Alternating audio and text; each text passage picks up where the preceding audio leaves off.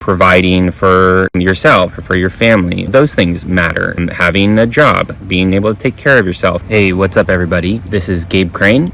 I am the founder of Woven Wings Coaching and Consulting. I help people with remembering what truly matters. What do we mean when we say that something matters? There was a great article that was out in the New York Times at the end of September, which is titled, "Want to Believe in Yourself, Mattering is Key." When we're struggling with different things, we think about a lot of stuff. How can I be happy? How could I create a more beautiful life or a more meaningful life or something that just makes me feel better, a healthier life? And what we often overlook is that doing stuff that matters to you, however you want to define that, to the people in your life, is really key part of actually that taking place, getting to a place where our life starts to actually feel better than where we currently are. Why is this my tagline in my business, remembering what truly matters? Well, because honestly, and I'm sure, you're cruising around looking for stuff on YouTube. We do all sorts of stuff that distracts us, that's not that meaningful, doesn't matter that much. We avoid and hide from these deeper callings because all sorts of reasons. We're scared of them. We are intimidated by the process of actually stepping up and facing ourselves. And so part of what I want to do today is give you a little bit of an exercise or a tool that you can use if you're struggling with that. But before I even get there, what I just want to touch on is I think this is something that we all innately feel. We can connect to it when we are not in a place where we are just kind of mindlessly running away from it. Once we wake up to the fact that, okay, life is not quite what I want it to be, I want it to be different, I want it to be a little bit better, then we can start to orient that way and we start to open up to it. And I think once we do that, we all have this intuitive guidance system. You can check out some of my other videos to learn more about how to actually get in touch with that, how to listen to that and be connected with it, let it guide your actions and behaviors in your life. What's important to know is that we all have this. It's all in there. We have this sense deep inside of us of what does matter to us. We can call it our soul's mission, a soul's calling, a sense of purpose. But underneath, we have all sorts of layers that kind of cover that up. We might feel cynical about that. I was just noticing like different voices, even as I'm saying it, voices within myself, people I've met over the years that might be kind of critical or dismissive of that idea. But even if it's something very practical, like providing for yourself or for your family, those things matter. Having a job, being able to take care of yourself. So we're not just talking about big galactic revelations of some deep spiritual realization. That's not what necessarily I'm talking about. Although if that's part of your trip, more power to you. I can relate to you too. But really, we're talking about mattering on the human level. How do we matter to ourselves? How do we have a relationship with ourselves where we can feel like we respect ourselves, we're taking care of ourselves, we're looking out for ourselves, where we matter to ourselves, our families, our friends, our relationships, our communities? How are we making a difference in those places? What sort of contribution are we making? Again, not in some necessarily grandiose way, but what is the difference that we're making in the world, in our communities right now? What's the kind of work that we're doing?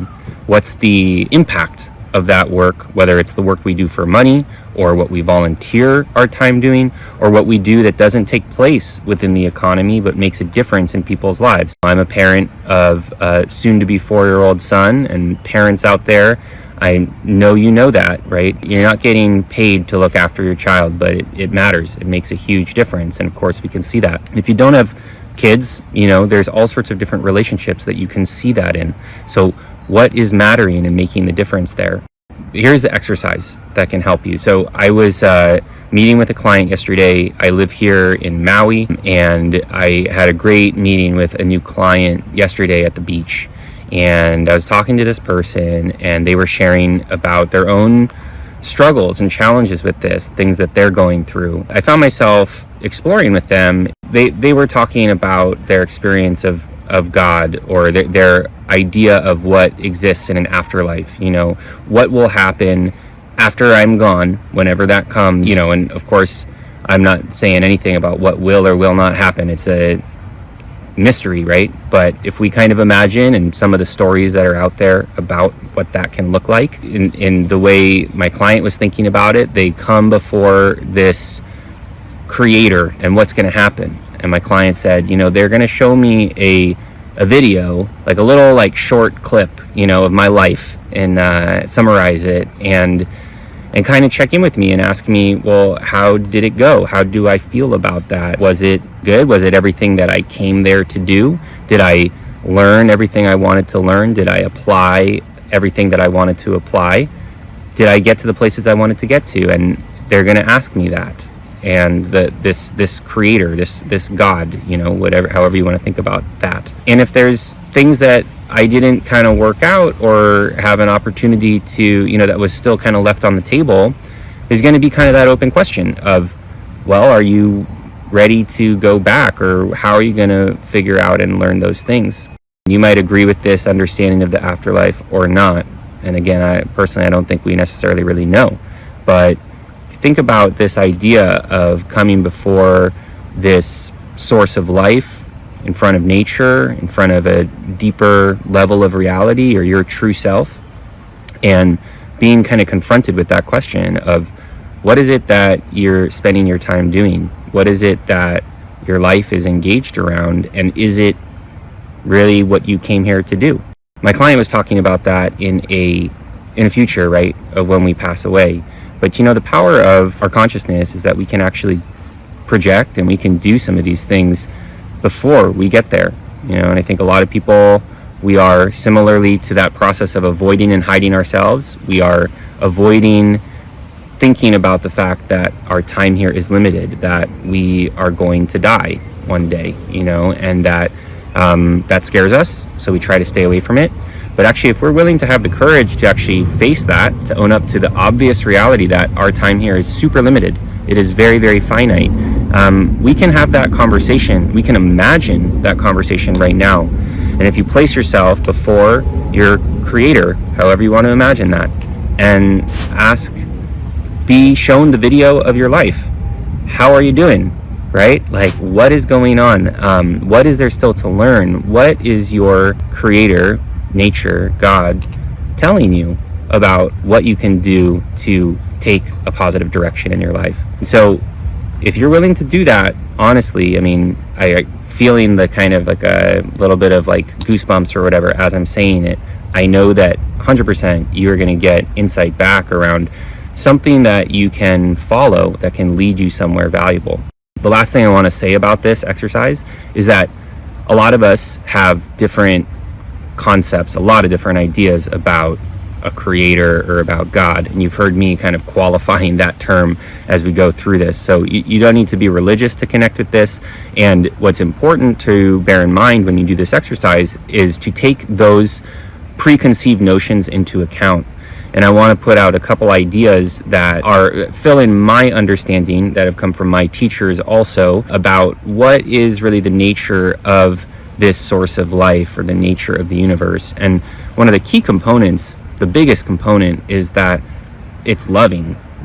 This creator is not just gonna sit up there and, fire and brimstone judge you for your sins and failures. Actually, life wants to see its creation, which is us, which is you. Life wants to see itself grow. It wants to see itself succeed, learn things, adapt.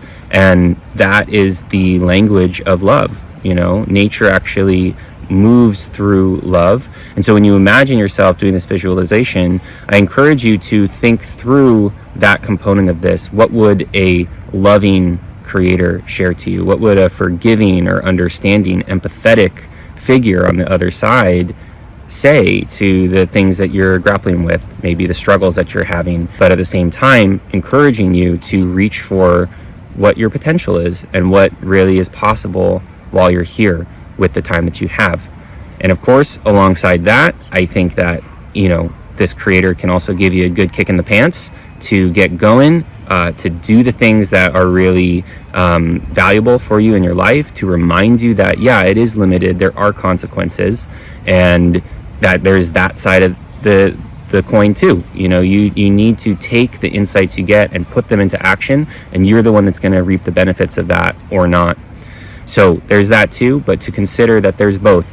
There's that encouragement and that kind of tough love, and then there's also empathy, forgiveness, and soft love.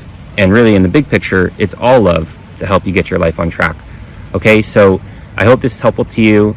I really enjoy sharing it with you. If you like this, please become a subscriber to our channel. We're going to be sharing more content like this as the days go by. And I'm just wishing you the best. I really hope and believe that, as you tap in and you're willing to engage this, you're going to uplift your life. And I'm excited to be here with you on the journey around that. So all the best, and I'll talk to you next time. Bye.